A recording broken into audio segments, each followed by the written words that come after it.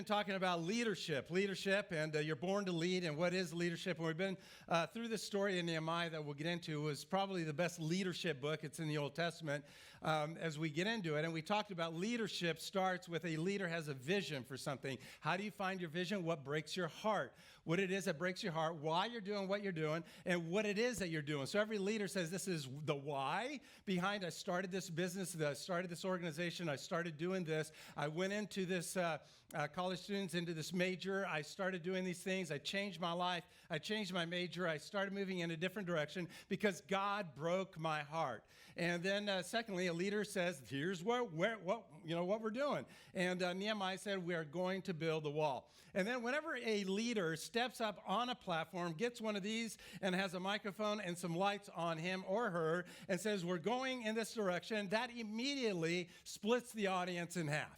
Because the second a leader says we're going somewhere, half of the group wants to go there, the other half isn't sure they want to go there. So in leadership, there's going to be resistance. So we talked about that last week. If you weren't here, every time there's a leader and you're going to do something and start doing something, there will be resistance. And Nehemiah teaches us what he does with resistance. Today, I want to talk about resilience and how to be resilient in your leadership. And the very first lesson of leadership is this, is that the first person that you're leading is you. Exactly. Here's what I've discovered. Every mistake I ever made, there I was. Every decision I ever made, I made it.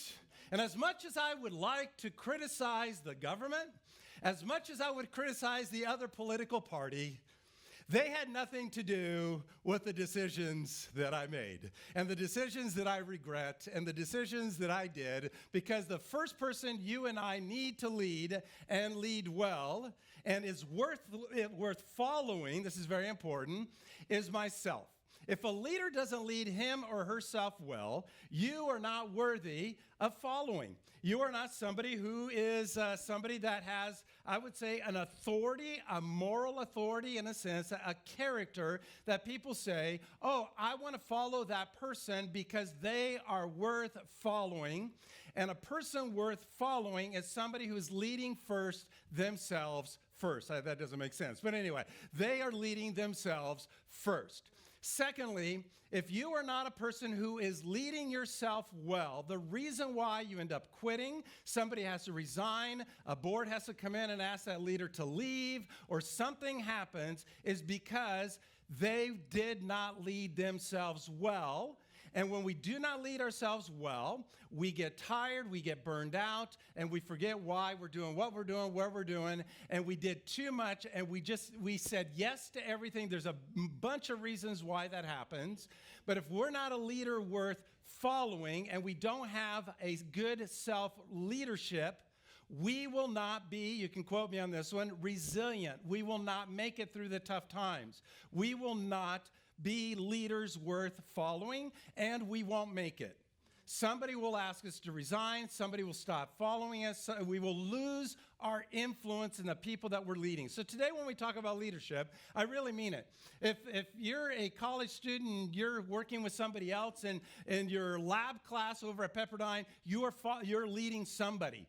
And if your leadership is influence, and an influence that you would have is somebody who is leading themselves well. And today I want to talk about having us or helping us all lead ourselves well, because God wants us to finish the race in the leadership. And whatever it is that God called us or said, this breaks your heart, the thing that keeps us in the game is because we led ourselves well. One more time. If we don't lead ourselves well, we're not a leader worth following, and we will end up quitting or not making it to the finish line in the thing that God's called us to lead. So we will quit.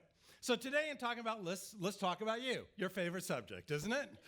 Come on, help me out. Yes, amen. All right. You are your favorite subject, and let's talk about you. I love talking about me, and this was a tough one. And people ask me, how in the world, Andy, did you survive 35 years of ministry? My daughter works with the American Heart Association. She's in charge of Los Angeles and also San Diego. And she's like, I am leading a huge, huge team. And she asked me just recently, Dad, I don't know how you did it for 35 years.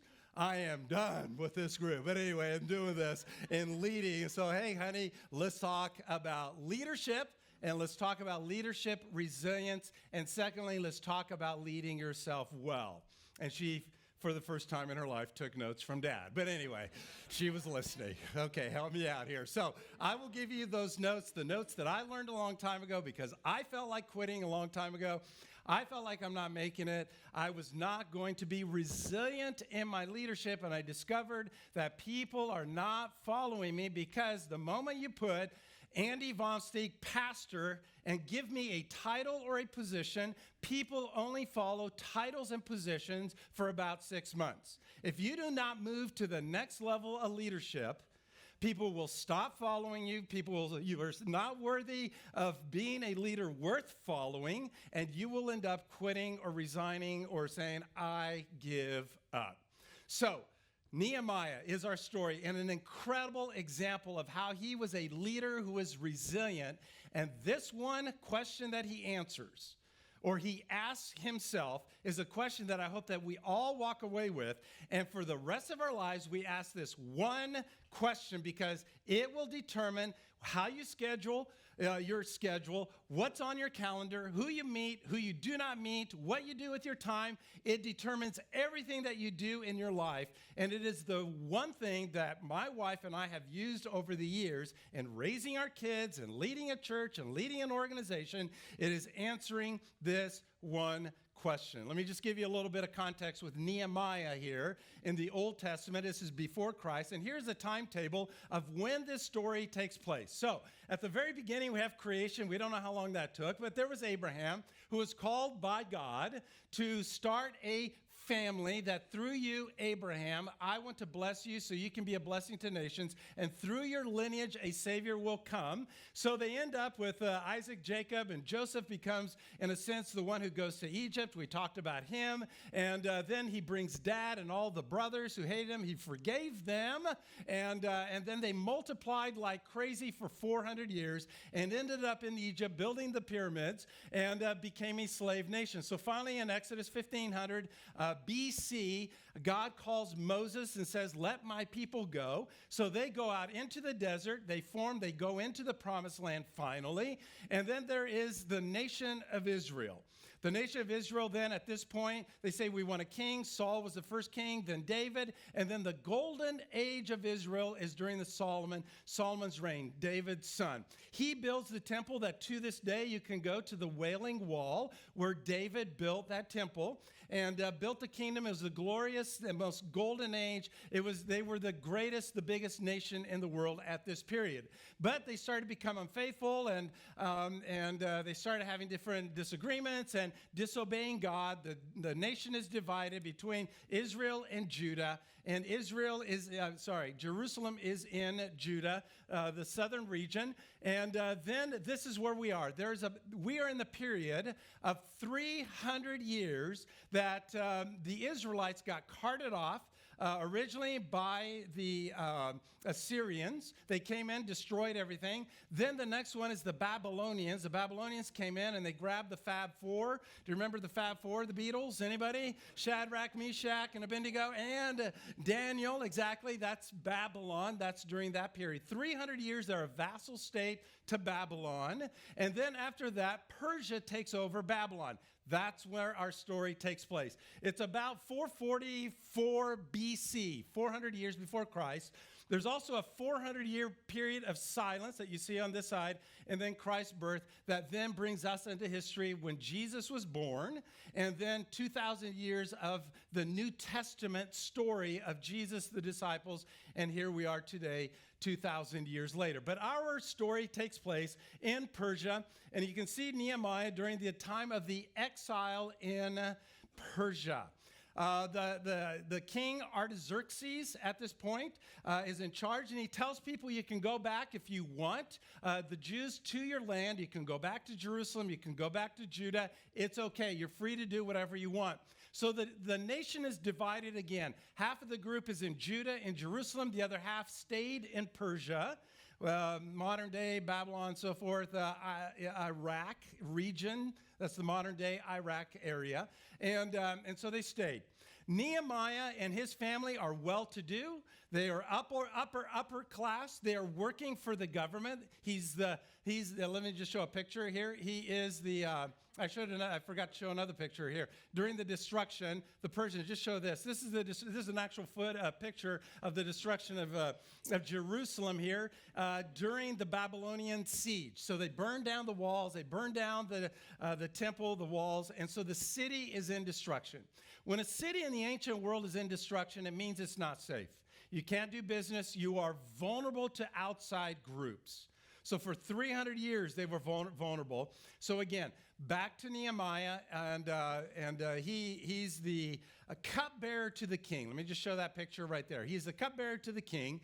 In other words, the king trusts him. King Artaxerxes, you can look it up, you can Google it. This is history here. So the Bible is in history. Our belief in who God is not we just have some crazy belief and you're just a bunch of crazy people. It's actually what happened in history. And the Bible is the stories of how God used people and worked in people's lives. And so the guy with the cupbearer is Nehemiah. And Nehemiah, chapter 1, gets word from his brother who was in Jerusalem. And there's no internet during this time, just to let you know. I know it's hard to imagine that. There's no email and there's no Instagram. How did they live? But anyway, so I think it was probably a good thing. But he asked his brother, he said, "Hey, bro, how's it going back in Jerusalem?" And his brother said, "It's bad.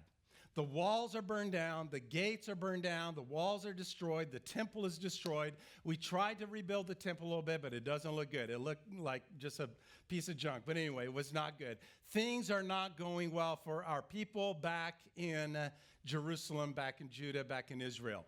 It breaks Nehemiah's heart. He weeps over his people. I love this part. It's a whole other sermon. But these are my people.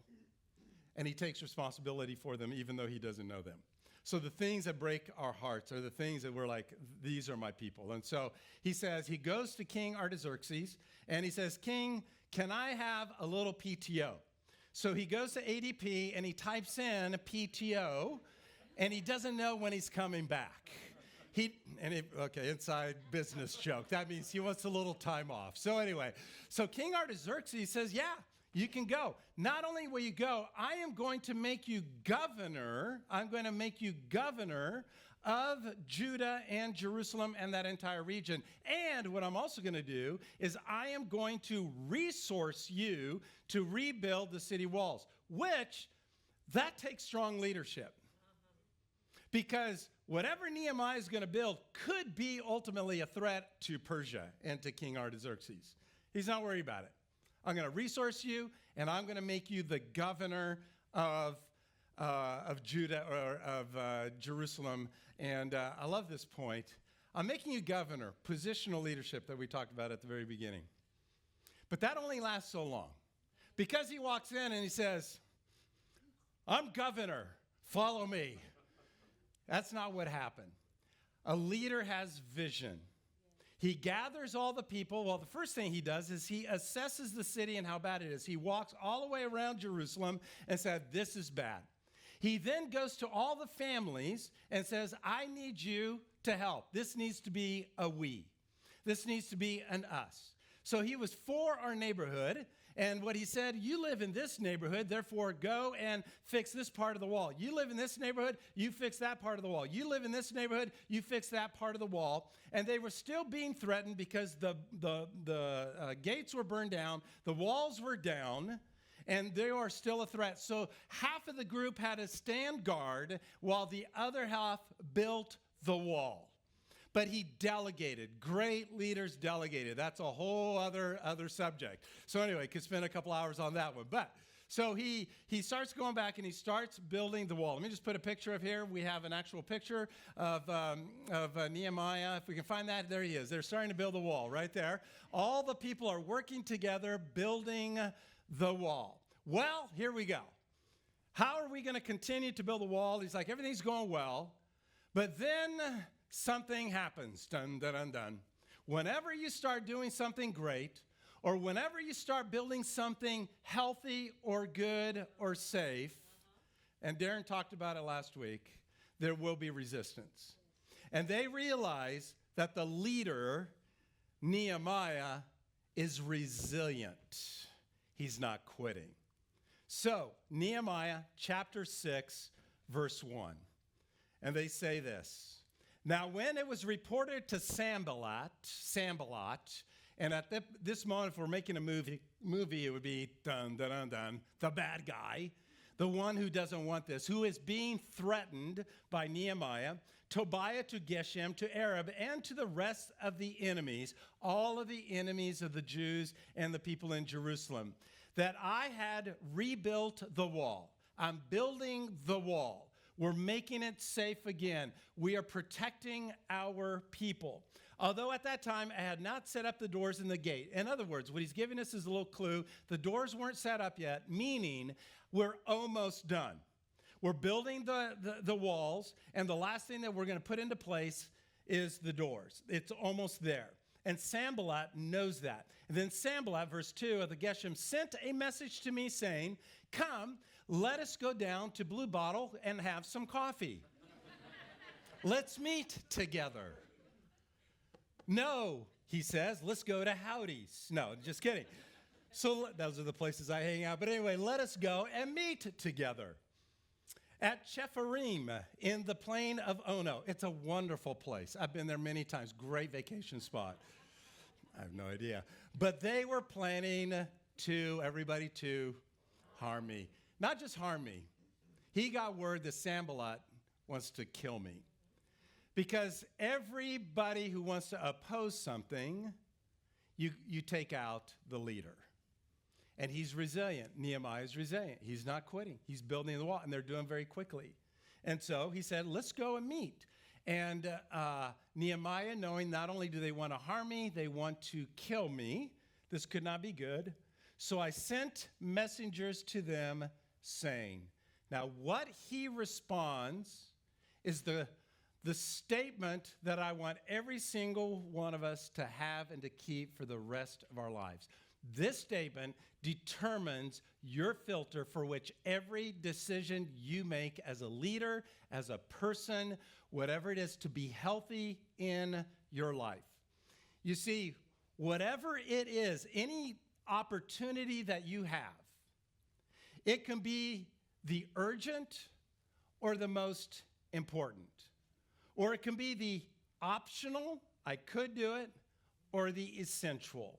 Every single decision we make needs to go through this filter.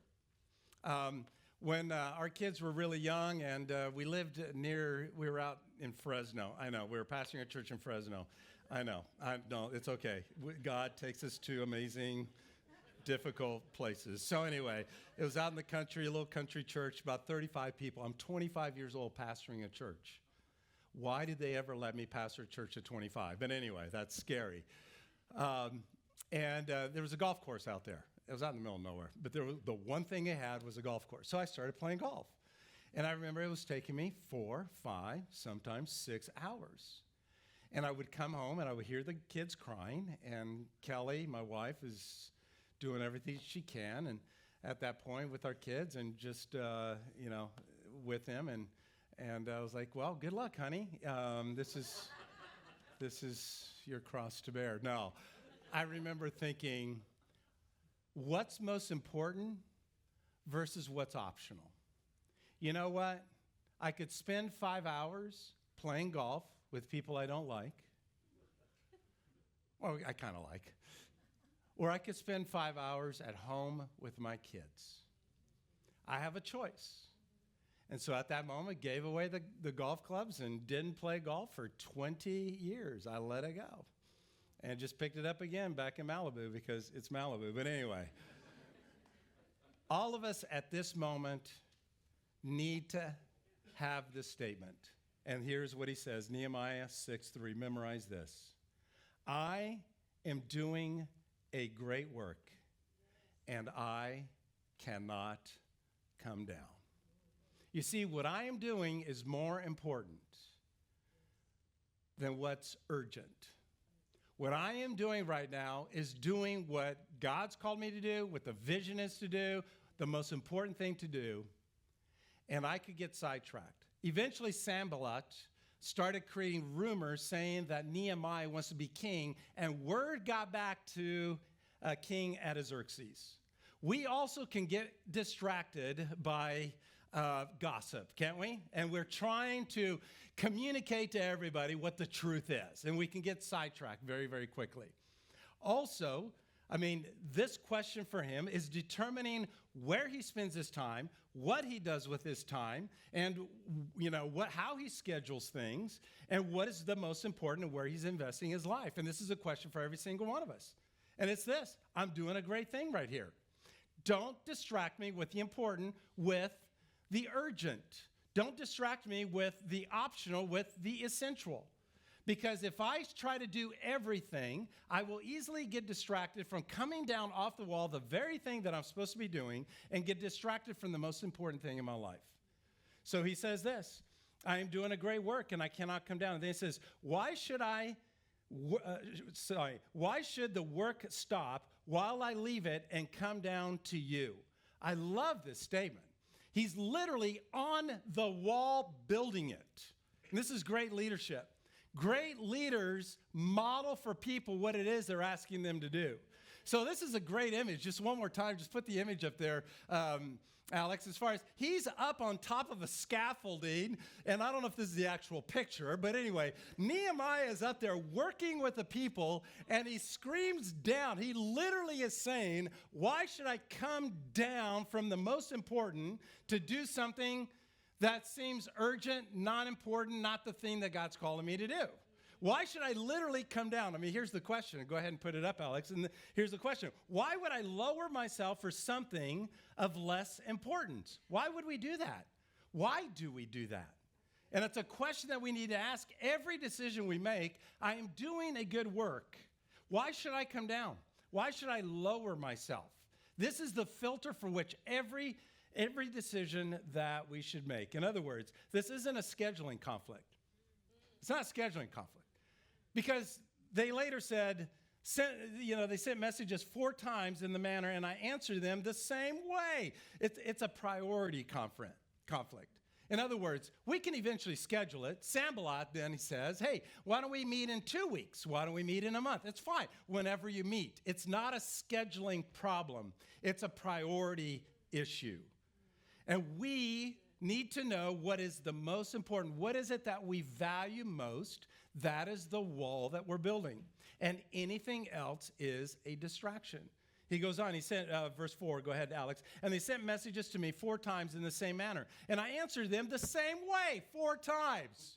The 4 times he answered the question the same way, which was what, everybody? I am doing, everybody, go ahead and put it up. I am doing a great work, and I cannot come down. Let's use our outdoor voices now. Here we go. I am doing a great work, and I cannot come down.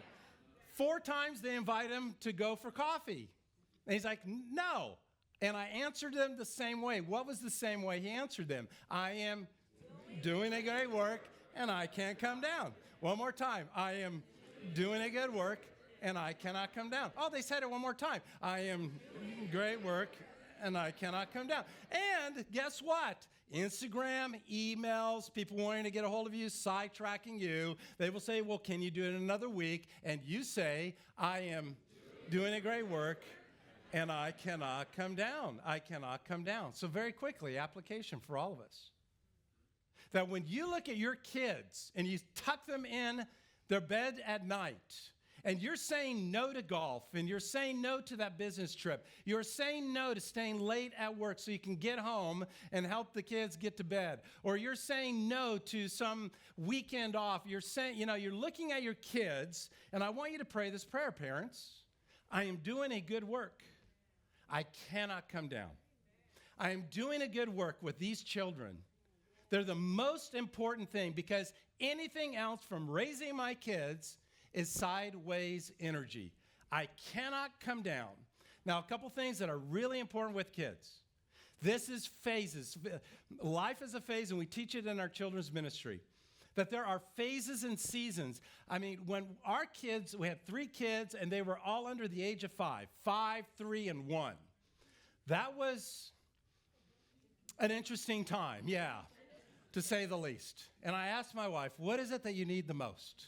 She said, if you could be home from 4 to 7 o'clock at night is the worst part of the day. They're all crying, every single one. Help me feed them. Help me bathe them and get them into bed so that you and I can have time together. It's a phase during that season. Today at 4 o'clock, I'm in my office. We don't have a dog. We don't have kids. I can stay later. I call my wife, do you want me to come home? She's like, no, I don't need you here. Stay there. Stay there. So I work late. Now I go over to Los Robles and hit a few golf balls because it was a phase. And we say this in our children's ministry. It's a phase, don't miss it. Elementary school kids, it's a phase. And there's a season in that life that's not forever. Someday I will be able to play golf. But in this season, I'm going to say no because there is something more important, and it's my children. I am doing a great work with these kids. I cannot come down and be distracted by other things. During the junior high years, during the high school years, James Dobson said this a long time ago, you just survive those years. So anyway, good luck. There's no answer. I have no answer for that. But just to let you know, when they get older and they're in their 20s, they start calling you again for advice. It's pretty amazing. So anyway, husbands, wives, when you look at your wife, husbands, and she's like, I want to go to the women's retreat at the church. You say to her, you are doing a great work, and I am doing a great work. I will watch the kids and invest in what's more important. Then at night, we're doing man night, ladies. I will switch and watch the kids so you can go to man night, whatever it is. But when you are looking at her and you're looking at him, or boyfriends and girlfriends, or whatever it is, I am doing a great work. I cannot come down from this wall. Singles, college students, extremely important. You are writing your story in every decision that you're making. Everything. What story do you want to tell? You get a chance to get it right the first time. You get a chance to not make all the mistakes of the people that you're sitting around right now, and they can get up here and share their story and go, I screwed up for 20 years, and I'm back. So anyway, started figuring a few things out. You get to write your own story, and you get to get it right the very, very first time. So here's the question as we finish. What's your wall? What is your wall? What is the most important thing? And everything else is a no. Everything else is a distraction for what's most important. And then a great question that I ask myself when I'm scheduling, when I'm making decisions about doing something or saying yes to or no to, and I get invited to a lot of things all the time, here's the question right here, and just put that up. Why am I doing this? And the real question is ... Really? That's a good question. Why am I scheduling this? Why am I meeting with these people? The success of a leader is determined by the team he or she picks. Let me just put this up very quickly. Your friends will determine the direction and the quality of your life. Pick friends very wisely. Some things that you need to do is that your friends are distracting you. The reason why you made the mistakes and the regrets that you have is because you were hanging around a group of people. Now, don't miss this. The reason why many of us pick our friends is because we have a lot of things in common versus finding friends that we share the same values. This is why we come to church every week. Church is a gathering of people who are it's like a family coming together at dinner at the end of the day. God is not keeping track of attendance. That's not why we come to church. But we're all gathering together at the dinner table and going, this is who we are as a family. What happened during the day? Here's some encouragement for this coming week. And let's encourage one another and recognize that God is God and I'm not, and we need each other. I went to church. That's why we have small groups, is because you're gathering around a group of people that share your values. And the people you pick in your life will determine the success of your leadership, the success of your life. It will determine whether you have resilience and make it to the end. Your friends will determine the direction of your life and the quality of your life. When I went through tough times and felt like quitting, I had friends that shared the same values and called me, came up next to me, prayed with me, and encouraged me and stayed in the race. I am doing a good work. I will not come down. And the reason why I was struggling was because I was saying yes to everything. And I thought all the urgent things were the most important, and rather than picking what's most important. Amen?